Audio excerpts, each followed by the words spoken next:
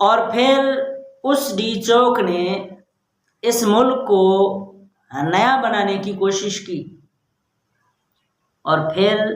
अफसोस के साथ उस डी चौक पर हमारी माँओं, बहनों, बेटियों को नचवाया गया। वहाँ पर दिन को सन्नाटा, रात को मुजरे,